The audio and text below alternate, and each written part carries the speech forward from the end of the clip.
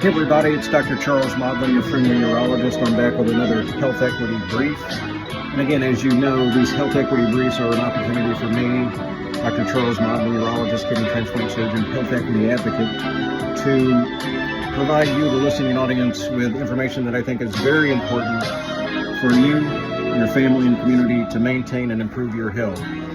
So today's health equity brief is going to be on the topic not often discussed, but disparities with respect to allergies and allergens.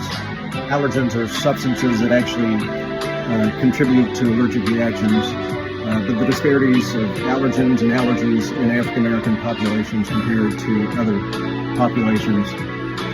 Allergies, including allergic rhinitis, asthma, and food allergies, are common conditions that significantly impact the health and quality of life of all individuals, but there are disparities that exist with respect to the incidence, treatment, and outcomes of allergies among African American Black populations compared to other populations, particularly white Americans. So in this health equity brief, I'm going to summarize these disparities, explore their contributing causes, and identify contributing factors, discuss potential solutions and treatment options. So let's talk about allergic rhinitis. Allergic rhinitis affects approximately 30% of African Americans, with studies suggesting a higher prevalence in African Americans compared to their white counterparts, especially those residing in urban areas. African Americans often report more severe symptoms of allergic rhinitis and a higher incidence of comorbid conditions such as asthma, and these comorbidities can affect an individual's overall quality of life and associated outcomes from allergic rhinitis. Another disease state, and we've talked about this before in previous health equity brief, is asthma. The prevalence of asthma is significantly higher among African Americans, with about 17.4% of Black adults diagnosed with asthma compared to approximately 7.7% of white adults. That's CDC data from 2020. Outcomes of asthma in African Americans experience higher rates of asthma-related hospitalizations and deaths. In 2018, the asthma death rate was 2.5 times higher for African Americans than their white counterparts. The incidence research indicates that African Americans have a higher rate of food allergies, particularly allergies to peanut and tree nuts compared to their white counterparts.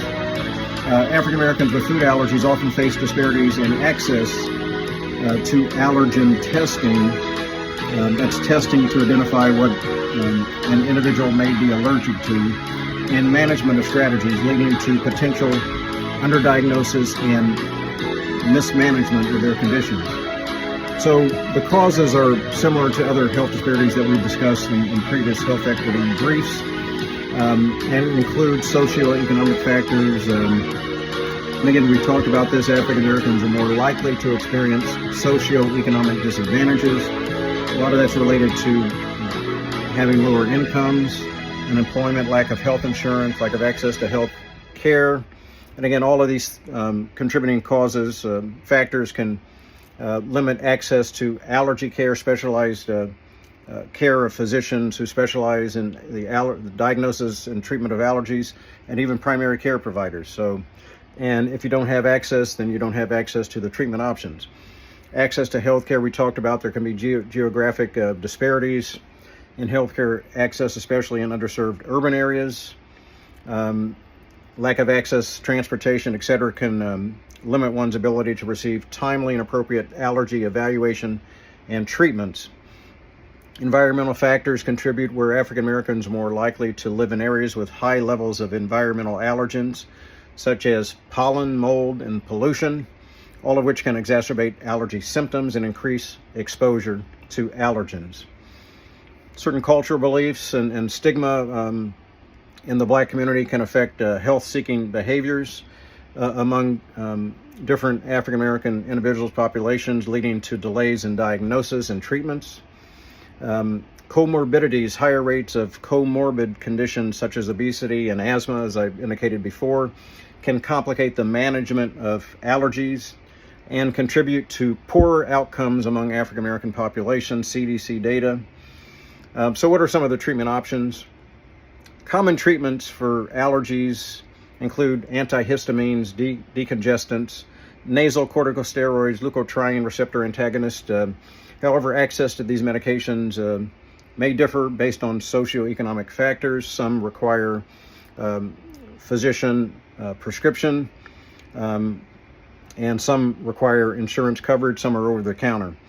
Allergen immunotherapy, that's allergy shots to desensitize individuals toward a particular allergen, may be an effective long-term treatment for certain allergies. However, African Americans, we do know, may be less likely to receive this treatment, allergy immunotherapy, due to barriers in accessing specialized care.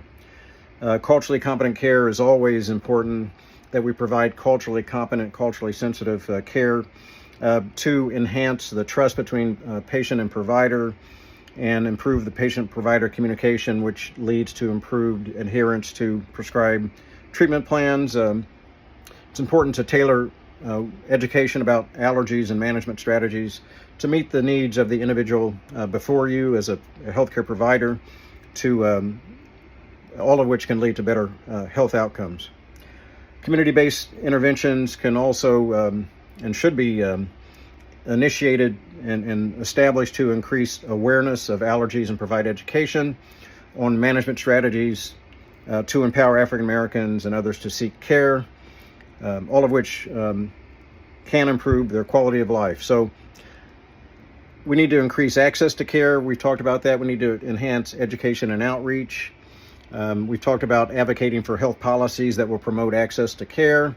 And of course, we always need to conduct ongoing research and data collection, and continued research in the area of allergy related needs of African American populations can inform and improve tailored interventions and improve understanding of the barriers that these populations face in accessing care. So in conclusion, disparities in the incidence and outcomes of allergies among African Americans compared to other populations do highlight the need for targeted interventions to address these inequalities, these inequities. By increasing access to care, enhancing education and outreach, and advocating for policy changes, we can improve allergy management and health outcomes for African Americans and promote health equity. So this has been another Health Equity Brief by Dr. Charles Modlin. As always, I ask you to like, share, subscribe to my YouTube channel, and spread the word about this important health information. And I will see you next time on another Health Equity Brief. Stay safe.